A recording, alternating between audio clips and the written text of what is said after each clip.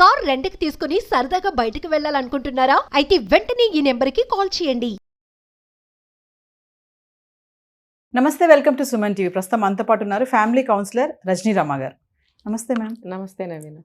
Ma'am, మనం ఇలాంటి videos చాలా చేసాం ఇంతకుముందు. మరొకసారి అంటే భార్య భర్తలు ఏదైనా గొడవ పడినప్పుడు డిస్టెన్స్ మెయింటైన్ చేస్తూ ఉంటారు బాగా. అది ఎంతవరకు దారి తీస్తుంది, దాని ఇంపాక్ట్ ఎలా ఉంటుందంటారు? అంటే అసలు ఒక మంచి భార్య ఒక మంచి భర్తగా ఉండాలి అంటే ఈరోజు మీరు మాకు ఏం టిప్స్ చెప్తారు? గొడవ పడాలిగా. గొడవ పడకపోతే కుదరదు ఇంట్లో. ఇప్పుడు నా ఇష్టానికి నేను ఉంటాను, నీ ఇష్టానికి నువ్వు ఉంటే కొద్ది రోజులు బాగుంటుంది, తర్వాత కుదరదు, లైఫ్ నడవదు ఇంట్లో. అప్పుడు అబ్జెక్షన్స్ అనేవి వస్తాయి. అబ్జెక్ట్ చేసుకోవాలి ఒకరికొకళ్ళు. నీ వల్ల ఇట్లా జరిగింది, నా వల్ల ఇలా జరిగింది, ఒకరికొకళ్ళు ఖచ్చితంగా అనుకుంటారు. అనుకోని ఇల్లు ఎక్కడుంది? అసలు పిల్లల మధ్యన వస్తున్నాయి, పెద్దవాళ్ళ మధ్యన వస్తున్నాయి, పెద్దవాళ్ళకి చిన్నవాళ్ళకి కూడా వస్తున్నాయి కలిపి. అంటే పేరెంట్స్కి పిల్లలకి కూడా కలిపి వస్తున్నాయి, భార్యాభర్తలు ఇద్దరికీ వస్తున్నాయి, ఎట్లా అనమాట. ఇంట్లో మొత్తం మీద అందరికీ కలిపే వస్తున్నాయి ఈ సమస్యలు అనేవి. అంటే ఒక ఆ ఇన్కన్వీనియంట్ అనేది, ఆ నాన్ కోఆపరేషన్ అనేది అవంతా కూడా వాళ్ళు జరుగుతూనే ఉంటుంది మధ్యలో. జరిగినప్పుడు వాళ్ళు ఊరుకున్నంత వరకు, ఓర్చుకున్నంత వరకు ఏ ప్రాబ్లం రాదు. ఎందుకు అని అంటే పోనీలే మనవాళ్ళేగా, పోనీలే.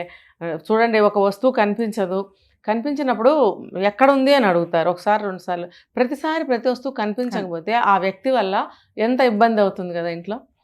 అలాగే అది ఎవరన్నా కానివ్వండి, ఇంట్లో ఎక్కువ ఇది భార్యాభర్తల మధ్య వస్తుంది. పిల్లలంటే వాళ్ళు తీసి పడేసి స్కూల్కి వెళ్ళిపోతే తల్లి సర్దుతుంది. తను జాబ్ చేస్తున్నా సరే తను ఎంతో కొంత సర్దుతుంది.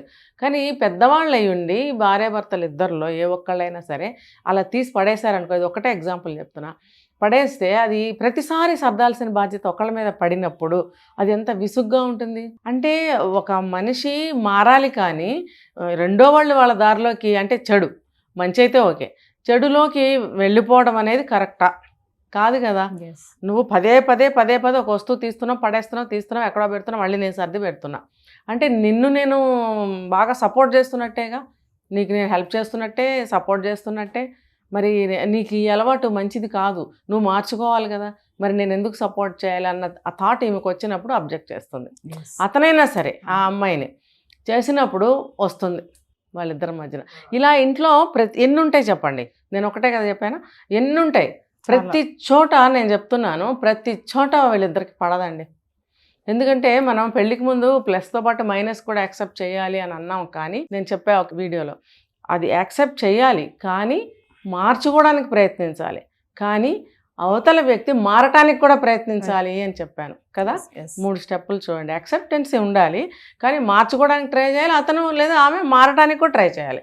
లేకపోతే ఎందుకండి అంటే నేను మారను, నేను ఇలాగే ఉంటాను, నీకు ఇష్టమైతే ఉండు, లేకపోతే పో, మనది లవ్ మ్యారేజ్ కదా అంటే అది కండిషనా? కానే కాదు. ఇష్టంతో చేసుకున్నాము, బాగున్నాయి అన్ని సంగతులు, కానీ ఇలా ఉండటం వల్ల మనకి చిన్న చిన్న పొరపచ్చాలు వస్తున్నాయి కదా. అది కొంచెం కొన్నాళ్ళు అయిన తర్వాత పెరిగి పెద్ద గొడవలకు దారితీస్తాయి. ఎందుకంటే ఆ అసౌకర్యాన్ని వాళ్ళు భరించలేరు. చివరికి అంటారు చూడండి, మా ఇద్దరికి పడలేదు, ఎందుకు మీరు డివోర్స్ తీసుకున్నారని అడిగితే కొంతమందిని సెట్ అవ్వలేదు కుదరట్లేదు మా ఇద్దరికి. ఇది మనం ఇలా అనిపిస్తుంది కానండి, ఆ సిచ్యువేషన్లో ఉండి ఆలోచించండి. ఆ సెట్ అవ్వకపోవడం అనేది ఎంత కష్టమో తెలుసా. ఒక బాటిల్లో కానీ ఒక చిన్న టిన్ ఏదైనా తీసుకుంటే అందులో ఏదైనా పెట్టగలిగినంతే పెడతాము, కానీ ఎక్కువ పెడితే అది ఇముడుతుందా? ఆ డబ్బా ఉబ్బిపోవడమో, వంకరపోవడమో, పగిలిపోవడమో ఏదో ఒకటి జరుగుతుంది. బాటిల్ అయినా సరే వాటర్ పోసి చూడండి, అది ఎంతవరకు వెళ్ళాలో అంతవరకు వెళ్ళి, మిగతా ఎక్సెస్ అంతా కిందకే పోతుంది. అంటే అది భరించగలిగినంత వరకే ఏదైనా భరించగలుగుతాం, ఆ తర్వాత భరించలేం. అది ఆ సెట్ అవ్వకపోవడం అనే విషయం చాలా పెద్దదన్నమాట. అది మీరు ఎంత లవ్ మ్యారేజ్ చేసుకున్నప్పుడు కలిసి ఉండాలని కదా, మరి ఈ సెట్ అవ్వకపోవడం వల్ల, సెట్ అవ్వలేదు కాబట్టి మేము డివోర్స్ తీసుకుంటున్నాం అనేది మీ మనసులో మీరే ఆలోచించాలి. ఇది మేము సెట్ అవ్వలేదని విడిపోవడం ఎంతవరకు కరెక్టు? మనం ఒకరికొకరు సెట్ అయ్యేలాగా మనం అడ్జస్ట్ అవ్వాలి, మారాలి, ఒకరి కోసం ఒకళ్ళు అనే ఆ థాట్ అనేది వాళ్ళలో రావాలి. వచ్చినప్పుడు గొడవలు రావు. లేదంటే మార్నింగ్ టు ఈవినింగ్ పడుకునే వరకు నిద్దట్లో కూడా ఒక్కొక్కళ్ళు నాకు పక్క సరిపోలేదని జరుపుతారు, నాకు బెడ్షీట్ సరిపోలేదని లాక్కుంటారు, నీ కాళ్ళ గోళ్ళు నువ్వు తీసుకోలేదు నాకు గుచ్చుకుంటారు. కాదా అండి? అది నిద్దట్లో గీరుకుంటే మంట వస్తుంది కదా, మంటకి నిద్ర చెడిపోతుంది కదా. మరి గురక అనేది అది హెల్త్ ఇష్యూ, అది మనం ఏం చేయలేం, తప్పదు. గురక వచ్చిన వాళ్ళు కూడా ఏం చేయాలంటే నిద్ర పట్టేస్తుంది ఇంకా అనుకున్నప్పుడు కొంచెం అటు తిరిగి పడుకుంటే, తల కొంచెం కిందకి పెట్టి పక్కకి తిరిగి పడుకుంటే గురక అనేది చాలా కంట్రోల్ అవుతుంది. అంతేగాని విచ్చలవిడిగా నేను అది గురక తీస్తానంటే పక్కన వాళ్ళకి పాపం నిద్ర ఉండదు కదా. అంటే అది ఆలోచించాలి, ఆలోచించి అది మార్చడానికి ట్రై చేయాలని చెప్తున్నాను. నేను ఇలాగే ఉంటానంటే కుదరదు, గొడవలు ఇలాగే వస్తాయి. మరి ఒక విషయం చెప్పండి మేడం, భార్యాభర్తల్లో ఎక్కువ ఎవరు కాంప్రమైజ్ అవుతారు? మామూలుగా మనం మాట్లాడుకుందాం, క్యాజువల్గా నిజం చెప్పాలి, వాస్తవంగా అయితే ఎవరు వెంటనే కాంప్రమైజ్ అవుతారంటారు? ఎక్కువ శాతం లేడీసే అవుతారు. అమ్మో, ఓట్లు పడతాయి అయితే మనకి. ఎక్కువ శాతం లేడీసేనండి కాంప్రమైజ్ అయ్యేది. ఎందుకంటే ఆ మనస్తత్వం భగవంతుడు పెట్టాడు. అంటే ఓపిక అలా అంటారా? ఎందుకంటే సర్దుకుపోయే మనస్తత్వం స్త్రీలోనే పెట్టాడు. అప్పటికి ఇప్పటికీ ఎప్పటికీ కూడా నేను ఇప్పటివరకు చూశాను కాబట్టి ఇప్పటివరకు అయితే చెప్పగలను. ఇప్పటివరకు అమ్మాయిలు, లేడీస్, పెద్దవాళ్ళు కానీ పాత తరం ఎవరైనా సరే ఆడవాళ్లే అడ్జస్ట్ అయిపోతున్నారు. మగవాళ్ళు ఎవరంటారా మేడం? అవుతారు. ఎలా అంటే మీరు అడిగిన ప్రశ్నకి నేను ఇది ఎక్కువ శాతం ఆడవాళ్ళు అవుతారు. కొన్ని ఫ్యామిలీస్లో భార్యాభర్తలు ఇద్దరు అడ్జస్ట్ అవుతారు, కానీ ఆ అడ్జస్ట్మెంట్లో కూడా ఎక్కువ శాతం ఆడవాళ్లే అవుతారు. అయితే ఆ కాస్త అడ్జస్ట్మెంట్ కూడా మగవాళ్ళు అవ్వకపోతే ఆ కాపురాలు సరిగ్గా ఉండవు. కానీ ఎక్కువ శాతం ఆడవాళ్ళు అడ్జస్ట్ అవుతారు. ఒక 10 వాళ్ళు అయితే 90 వీళ్ళు అవుతారు, లేదా ఒక 30 వాళ్ళు అయితే ఒక 70 వీళ్ళు అవుతారు. పర్సంటేజ్ అనేది ఆడవాళ్ళలో ఎక్కువ అనమాట. ఇంకా అతిగా ప్రేమ అభిమానం ఉన్న వాళ్ళు అయితే కంప్లీట్గా అడ్జస్ట్ అవుతారు భార్యతోటి. అది కూడా వాళ్ళలో ఒక ఫ్రస్ట్రేషన్ తీసుకొస్తుంది కొంతకాలం తర్వాత. 2 నష్టాలు, ఒకటేమో ఇది ఫ్రస్ట్రేషన్కి అవుతారు, రెండోది ఏంటంటే వాళ్ళ మీద కోపం పెరగటానికి, ప్రేమ తగ్గడానికి కూడా అవకాశం ఉంది. ఎందుకంటే భరించి ఓర్చుకుని మనిషి తత్వం అనేది బయటకు వచ్చినప్పుడు ఫ్రస్ట్రేట్ అవుతారు. తర్వాత వాళ్ళ మీద కోపం పెరుగుతుంది, ఇది ఇలాంటి పనులు చేస్తుంది, ఇంతకాలం నుంచి భరిస్తున్నాను అనే కొంచెం అంత ప్రేమ తగ్గుతుంది. ఈ నష్టాలు మనం ఎదుర్కోకుండా కొంచెం ఇద్దరు అడ్జస్ట్ అవుతూ ఉంటే బాగుంటుంది. ఒకవైపునే కాదు ఎప్పుడూ కూడా. సో ఫైనల్గా మేడం, మంచి హస్బెండ్, మంచి వైఫ్గా ఉండాలంటే మీరు ఇచ్చే సలహాలు ఏమున్నాయి? మీరు ఫస్ట్ ఒక క్వశ్చన్ అడిగారు, ఎవరు తగ్గుతారు భార్యాభర్తలకు గొడవ అయినప్పుడు అని అంటే, తగ్గడం అంటే ఇంకోటి దూరంగా ఉండటం అవసరమా అని అడిగారు కదా. నేనేం చెప్తాను, డిస్టెన్స్ మెయింటైన్ చేస్తారు అని అడిగారు కదా.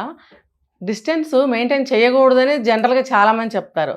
ఒక సిచ్యువేషన్లో నేను చెప్పాను, అంటే ఆ సిచ్యువేషన్ ప్రకారం నార్మల్గా చెప్పాలి అని అంటే కొంచెం డిస్టెన్స్ మెయింటైన్ చేసుకోవటం మంచిది. మరి ఆ మంట తగ్గేది ఎలా అంటే, ఇప్పుడు కోపం వచ్చేసిందండి, ఇష్టం మాటలు అనేసిన తర్వాత ఎంత బాధ కలుగుతుంది కదా, తిరిగి ఏదో ఒకటి చేసేయాలన్నంత ప్రతీకారం మనలో రేగుతుంది. అది చల్లారేయాలంటే కొంచెం గ్యాప్ అవసరం, కొంచెంసేపు కనబడకుండా ఉండటం అవసరం. ఆ గ్యాప్ తీసుకోవాలి, మౌనంలో గ్యాప్లో మౌనం 2 తీసుకోవాలి. తీసుకున్నట్టయితే మళ్ళీ ఆ గ్యాప్ అనేది దగ్గర అవతల అన్నవాడు కూడా కొంచెం రియలైజ్ అవుతాడు, ఎందుకు ఇలాగా బాధపడుతుంది, మౌనం అయిపోయింది అని అన్నప్పుడు నేను ఇలా అనబట్టే కదా అంటే పైకి ఒప్పుకోడు. ఆ పురుష పొంగవుడు పైకి ఒప్పుకోడు, కానీ లోపలికి మనిషి కదా. దేవుడు ఒక కోర్టు పెడతాడు, మనసు అనే కోర్టులో చెప్పుకోవాలి. మనం ఎవరికి చెప్పుకోవాల్సిన అవసరం లేదు. మన మనసే మనకు ఒక పెద్ద కోర్టు. ఆ కోర్టులో మనము నిజం చెప్తున్నామా అబద్ధం చెప్తున్నామా అనేది ఖచ్చితంగా తెలుస్తుంది మాట్లాడేటప్పుడు. అలాంటప్పుడు తెలుస్తుంది నేను ఇలా అనబట్టి తను అలా బాధపడిందని. సరే, ఎందుకు ఇంత సీరియస్గా ఉన్నావు, దీనికి ఇంత రాద్ధాంతం చేయాలా అని చెప్పి కవరింగ్. అంటే నువ్వు రాద్ధాంతమే చేసావు, మరి చేసినప్పుడు అది నీకు తెలుస్తుంది. నువ్వు వచ్చి ఏదో విధంగా కొంచెం కాంప్రమైజ్ చేయాలి, చేయకుండా రద్దాంతం చేయాలని ఇంకొంచెం రెచ్చగొడుతున్నాను. అప్పుడు గ్యాప్ పెరుగుతుందా తగ్గుతుందా? అలా కాకుండా కొంచెం ఏదో జరిగింది, ఇలాగా నువ్వు అలా అనటం వల్ల నాకు కోపం వచ్చింది అని ఏదో చెప్పుకుంటే ఖచ్చితంగా ఇద్దరు కూడా కొంచెం దిగి వస్తారండి, ఇద్దరు దిగుతారు కదా. ఈ తను ఆలోచించుకుంటుంది, నేను అనబట్టే తను అలా మాట్లాడాడు, తను అలా మాట్లాడబట్టే నేను అలా మాట్లాడి, ఇద్దరికీ తెలుస్తుంది. తెలిసినప్పుడు ఇద్దరు ఒకటేసారి దిగి వస్తారు. అప్పుడు గొడవలు కొంచెం చల్లబట్టడానికి ఛాన్స్ ఉంటుంది. అంతేగాని నువ్వు చేసిన దానికి ఏమీ మాట్లాడకుండా ఇంత రాద్ధాంతం చేయాలా, లేకు వంట చేయి అంటే నువ్వు అది బతిమలాడుతున్నావా తిడుతున్నావా ఏం చేస్తున్నట్టు అంటే అతను అనుకుంటాడు నేను బతిమలాడితే మీకు అలసైపోతాను. ఈ రకంగా ఏమైందని ఇప్పుడు ఇంత రాద్ధాంతం చేస్తున్నాము అంటే ఏముంది, చిన్న మాటే కదా నేను అన్నది, లేగు వంట చేయి అని అర్థం అనమాట అతను దాంట్లో. కానీ అతను సౌమ్యంగా చెప్పలేకపోతాడు చెప్పడం ఇష్టం ఉండదు. ఆ అహంకారం అనేది అడ్డం వస్తుంది. అడ్డం వచ్చినప్పుడు ఇలా మాట్లాడతాడు అనమాట.